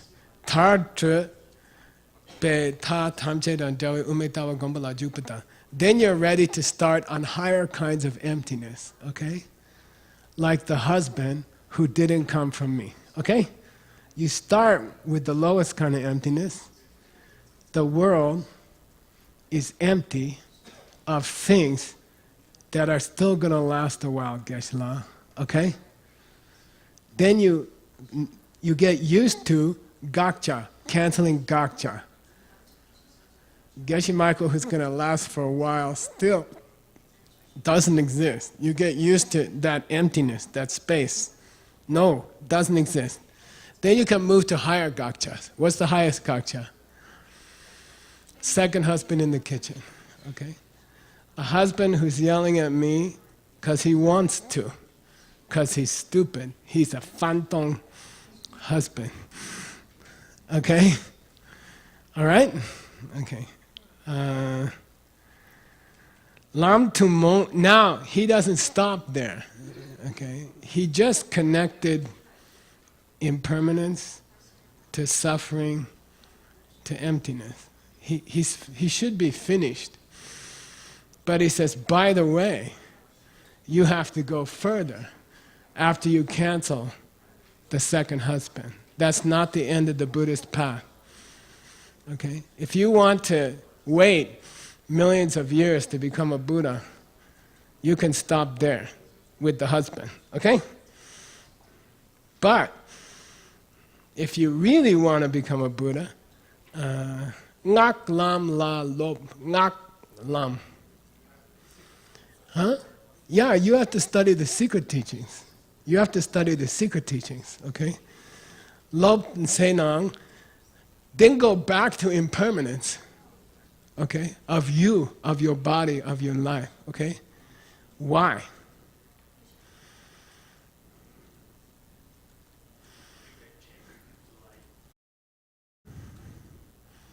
You don't have time, okay? You got to get this thing done now, okay? If there's a path that will work in a few years instead of a few million years, duh. Okay? You should be doing that, okay? You should be doing that, okay? Secret teachings, okay? Now, this is really cool. Okay, ready? I'm going to teach you some secret teachings because you're here. I'm not going to announce I'm teaching secret teachings and then the lazy people will come. Okay? I'm going to teach secret teaching to the people who came for the Lam Rim. Okay? And I'm not going to announce we're doing secret teaching. Ready? Cut the lights? No, it's okay. Huh? It's okay. They're listening. It's free. Okay.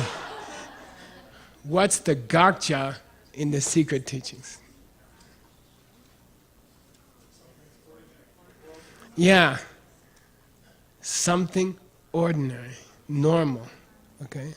It's a wife or a husband who's not the Buddha. Okay? In the lower teachings, normal teachings, we are canceling the husband who didn't come from me. Okay? In the gakcha, in the lower teachings, normal teachings, is the husband who didn't come from me. That's the gakcha. But if you want to become a Buddha in one lifetime, you got to move up to a higher gakcha. Okay? It's like moving from the gakcha of will last for a while to the gakcha who didn't come from me. Got it? Lower gakcha, lowest gakcha, a country which will still last for a while. A life which will still last for a while. It doesn't exist. Cancel it. Do something now, okay? That's the lowest gakcha. What's the middle gakcha? Yeah, a husband who's not coming from me. And then that's a higher emptiness. Cancel that husband. That's a higher emptiness, okay? Now you want to go to the highest emptiness?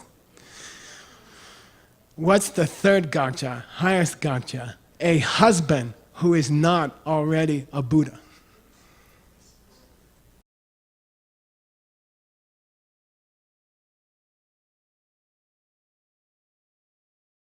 Who is not already a Buddha. Okay? In the secret, if you want to get enlightened in one lifetime, you have to go to that emptiness. Who's not there in the kitchen? In the highest one. Who's not in the kitchen? Yeah, a husband who is not already a Buddha. Geshe, my husband's not a Buddha. He yells at me.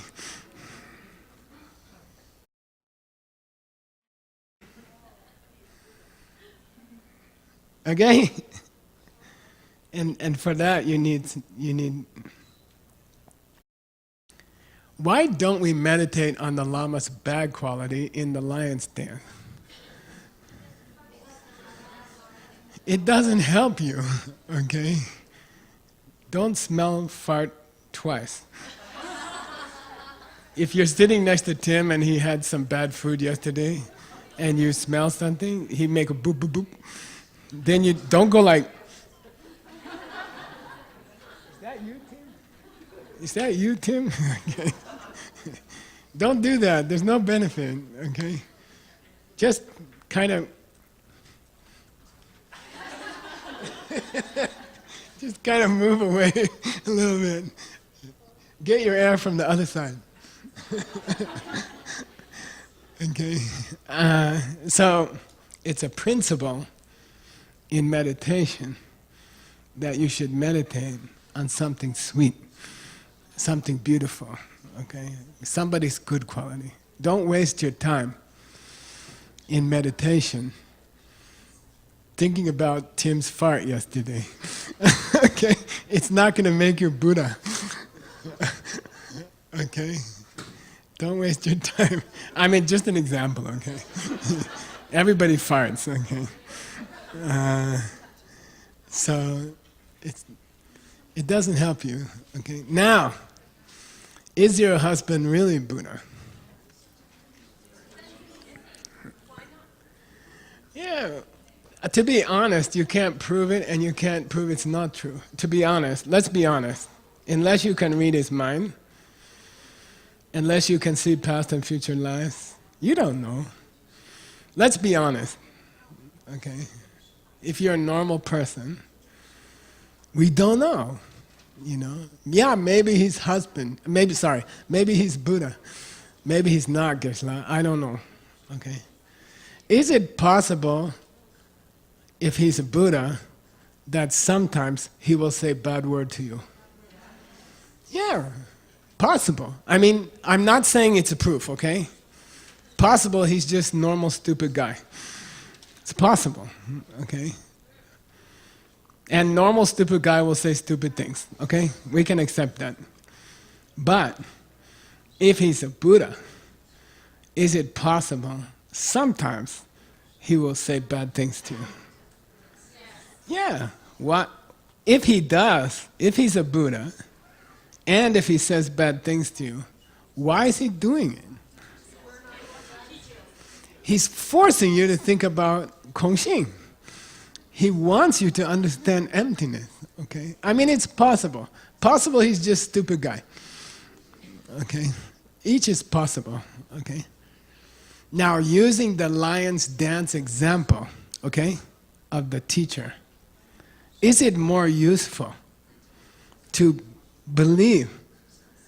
Is it more useful to think probably he's Buddha, or is it more useful to think probably he's a stupid guy?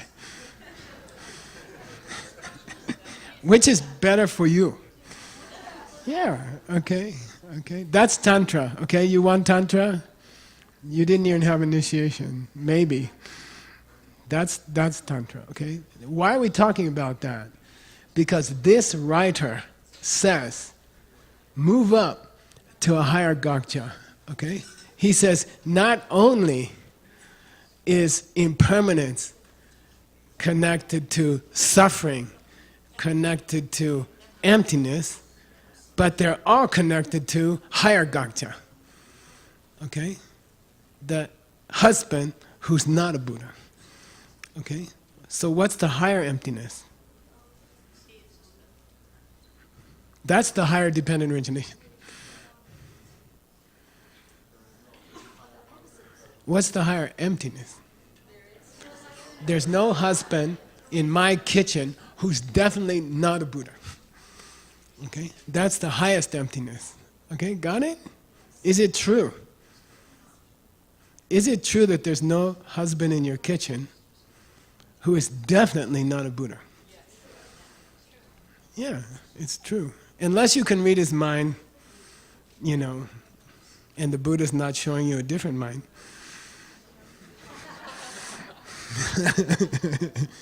Okay, got it? So that's very beautiful. He says, that solved the problem of the last verse of the Jing Kan Ching. Is it about emptiness Or is it about impermanence? They say yes. Both. Every 9 thing is about both emptiness and impermanence. Why Buddha teach 2 different things? Geshe, that's the first thing he ever taught in his life. It's the first thing he ever said when he got enlightened. He said 4 parts to the first truth. Mita, tunga, tomba, dangme. Impermanent, suffering, and 2 kinds of emptiness. Okay? It's the first thing he ever taught. Get used to it, Geshe. It's not so weird that he mentioned it in the Diamond Cutter Sutra. Okay? You don't know it's the first thing Buddha ever taught? Okay, got it? And then if you're going to follow this Lama, this famous Lama, you have to go higher. Impermanent, suffering, empty, and not Buddha.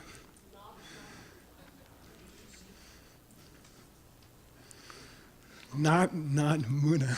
Okay? Highest gakcha. Highest kind of emptiness. Got it? Cool? Now I can't think anything else to teach you. I say let's stop there. Okay. There's also, okay, one more. I'll give you dessert, okay? Buddha also taught that idea in the Guhya Samaja Tantra.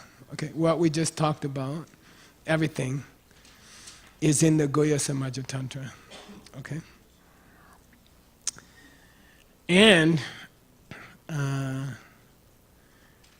it's in another book. Okay, ready? That's the last thing, okay? I know I have 15 minutes, but I'm just being dramatic. Santana Antara Siddhi. Santana Antara Siddhi. Who said that? I will pat you on the back. Santana means mind stream. It also means good music. Antara means other person. Other person. Siddhi means proof. So many people ask me, Geshe, if things are coming out of my seeds, then I'm a very lonely person. Why? Because I'm the only person in the world. Why? I'm making all the other people. It's so lonely. You know, they're all in my head, Geshe. I'm just living in my head, and there's no other people. Because you told me Lama's coming from my seeds. Then it's lonely in here. You know, everybody around me coming from my seeds. You know, I must be the only person in the world. Then that's super lonely. Okay, somebody asked Dharmakirti. Okay, same Lama. Somebody asked Dharmakirti, "Am I alone? You know, is the whole world, you know, coming from me? Am I alone?" Then some of my students in Beijing asked me this question, and Dr. Wu asked me this question. Then we had a ginseng pizza party. Dr. Wu got some really good ginseng. We put it on the pizzas, and we had an all-night teaching. And it was really fun. You should try it. We should make a ginseng pizza stores in the US. So anyway, we read this scripture. And the answer is, yes, you are making people, but they are other people. You are making them as outside people. Therefore, they are not you, and they are separate from you. Are they coming from you? Yes. Are they coming from you as people in your head? No. Are they coming from you as people who are outside of you? Yes. Are they coming from you as people who are outside of you who are not connected to you necessarily? Yes. Can you fight with those people? Can you get married to those people? Yes. Okay. Are you marrying yourself? No. Okay, got it? Okay, that's his answer. Now, in that book, he quotes himself. Okay. Duche dunga lagong ne dunga gomba sumba yin ngeki dayan kene ke deni dame taten yin toni tawe duwa gyo gomba lama dunde de dun yin deche mita le dunga leni dame sum. The last two lines are the same as his more famous book, which is called Study of Accurate Perception. Okay, he quotes it again. He says, Buddha said things are impermanent, therefore they are, and therefore they are. Then he explains the verse again in this book. Okay, ready? You can't get any of this without John Brady and Nick. You should give them a...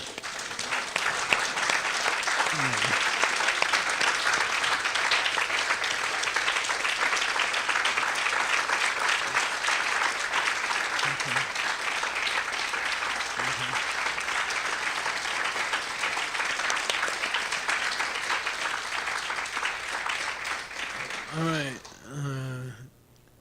Duche dunga lagong ne. Sanskartas are suffering. Okay? Things that were put together by causes and the causes that put them together are suffering.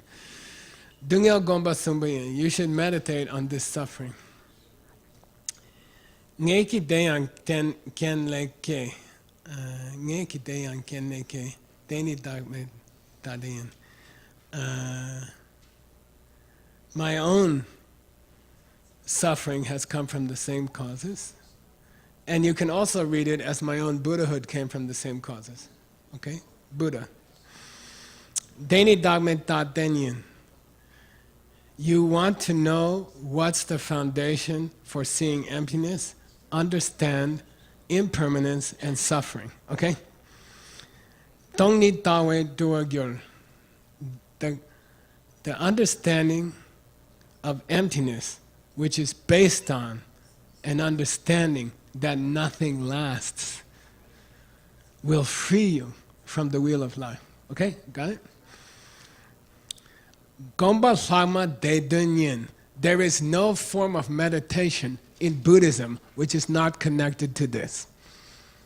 Okay? There is no form of meditation in Buddhism which is not founded on view of emptiness, based on suffering, based on impermanence.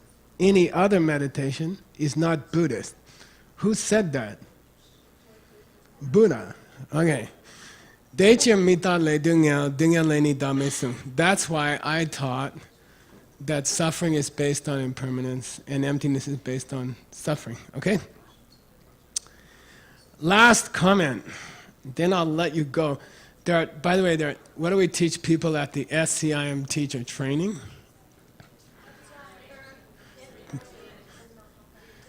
There's 3 skills to being a great teacher. Number 1, know your subject perfectly. Number 2, get familiar with the students, know their past, what they need. Number 3, let them out early sometimes. Okay. This is Dharmakirti. He says, when Buddha taught that you should meditate on suffering as the foundation of seeing emptiness, okay? He wasn't just talking about dunya ki dunya, suffering of suffering. How many kinds of suffering are there? 3. First one, suffering of suffering. Classical example? Headache or backache. Okay. Second kind of suffering? Gyorwe dunya. Suffering of change. Classic example. A good meal at a good restaurant. Okay. Third kind of suffering. Kyaba duche ki dunya. We can say the human condition. The human condition. Everyone has to get old. Everyone has to die. People you like, people you don't like, famous people, anonymous people, powerful people, little people, sick people, healthy people, young people, old people, all the same, okay? They all have the third kind of suffering. They will die, and they will get old. So no reason to hate other people. We are all in the same bad Titanic. Okay? All right. Dochat nam date sam ki docha ki date nyamba gyurwa na choso thongwa da dawe gone chine kyan doji ki dunyan de yang dam damar. He says, Dharmakirti says, the reason the Buddha taught emptiness based on suffering, based on impermanence, is he didn't want people to think the only kind of pain is the pain that hurts right now. Okay? He didn't want people to fall into the trap of thinking that the nice things in your life are not pain. Okay? Got it?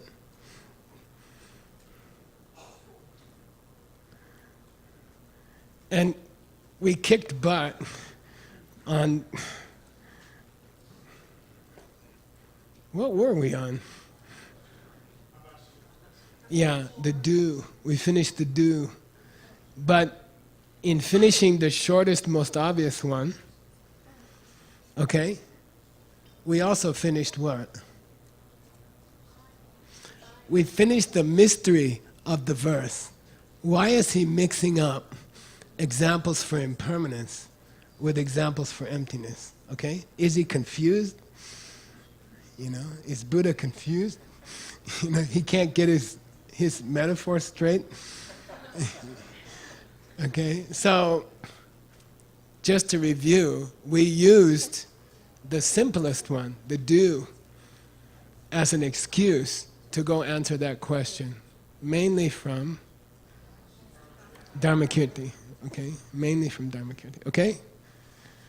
So you can appreciate now why these things come together. Things that are obviously illusions, like dream or illusion. What's the dream here? Swapnam. Okay. We'll talk about it tomorrow, hopefully.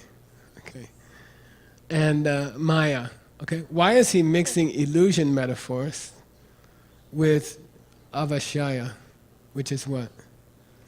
The dew on the grass. Why is he mixing them? Now you know why. Okay? You are now an expert on the connection between impermanence and emptiness. Okay? And by the way, what happened in the meantime? From that teacher of the 8th Dalai Lama, what happened? From the teacher of the 8th Dalai Lama. Yeah, we connected it to the higher teachings. We connected it to the higher teaching. He said, because those impermanence meditation, emptiness meditation, suffering meditation will kick you up to the higher teachings, okay? Where the gakcha is a husband who's not a Buddha. The gakcha is a husband who's not a Buddha. Okay, one last question. If you can answer it, you get to go home 6 minutes early. How did he connect that to the secret teachings? Do you remember? We were talking about impermanence, suffering, and emptiness. Why did that Lama connect it to the secret teachings? What was his segue? What was his bridge? You're close, you're close. Yeah, you don't have time. You don't have time, okay? Here, impermanence, okay? If you don't have time, you should study Vajrayana, okay? If you don't have time, you should go straight to Vajrayana, okay? So I'm sneaking Vajrayana into the Lam Rim because I want serious students for Vajrayana. I don't want to announce we're doing Vajrayana and a bunch of unserious people who were too busy to come to just Lam Rim. Understand? All right, you're the hardcore people who are smart enough to come to Lam Rim. I mean, most of you.